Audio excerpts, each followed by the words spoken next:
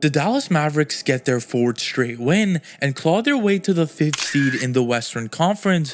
And well, how do they do this with their superstars out of the lineup in some of the games?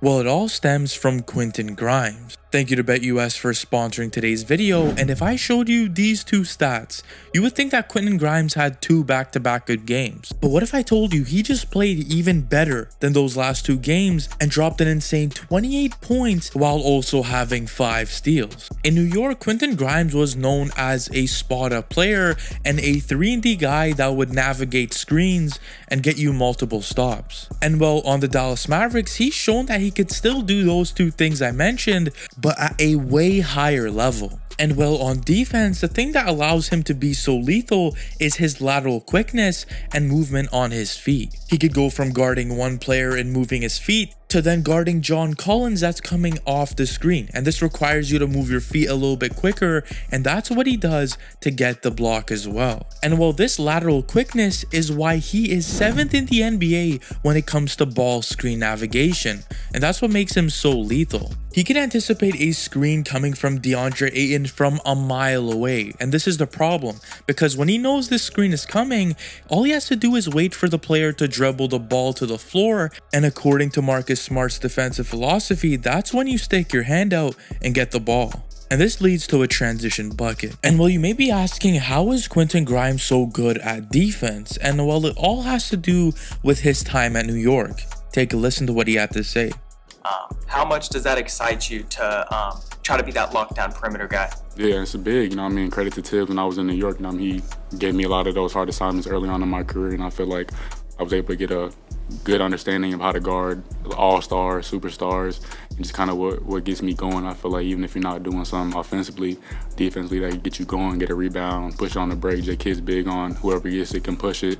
He talks about his time in New York and how his coach really helped him out. He likes to be a pest on defense, and when you think you have him posted up, he's gonna go and just rip the ball out of your hands. When you're this good on defense, you're gonna have the most impact on this squad. And well, how do you measure impact? Well, there's a stat called plus minus, and Quentin Grimes leads the whole Mavericks squad in this plus minus stat right now. But you may be asking, how is he so good on the offensive end too? How is he all of a sudden putting up 20 points? Well, there's a secret reason behind that. Before we look at that, shout out to BetUS, because you guys could go on their website and look at the NBA championship odds now. As the Mavericks continue to get better, I'm liking them more for the NBA championship. So I'm going to go ahead and place this. And if you want to place it too, BetUS is offering a 150% bonus on your first 3 deposits up to $2,000 with code YouTube150. And you may be asking, how is Quentin Grimes so good on the offensive end right now?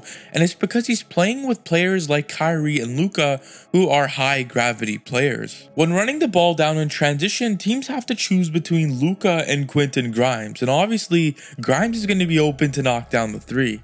And even when Luka is running the ball down in the paint, he just naturally attracts a double team all the time. So now all Grimes has to do is knock down the open catch and shoot 3. And even when a player like Dinwiddie, who is so good at getting to the rim, has a mismatch on him, all he has to do is wait for that double team to come, and then Quentin Grimes is open once again. This season, Quentin Grimes has seen an uptick in his 3-point scoring, and he's shooting at a 41% now compared to last year's 36%.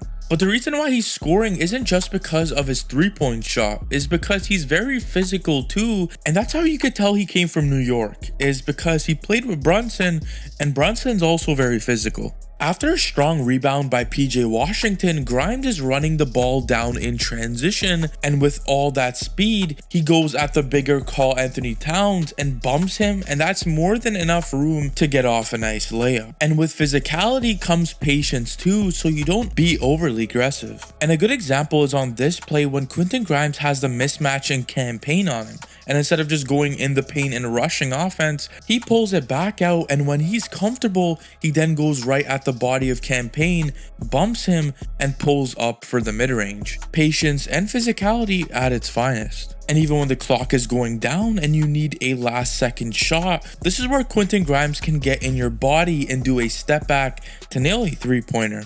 Being physical really unlocks your finishing game, and this allows you to get downhill more and absorb contact from big men and at the same time finish. And while Jason Kidd talks about why he likes Quentin Grimes so much, and take a guess, I think it has something to do with defense.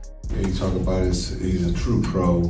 He understands the game at a high level.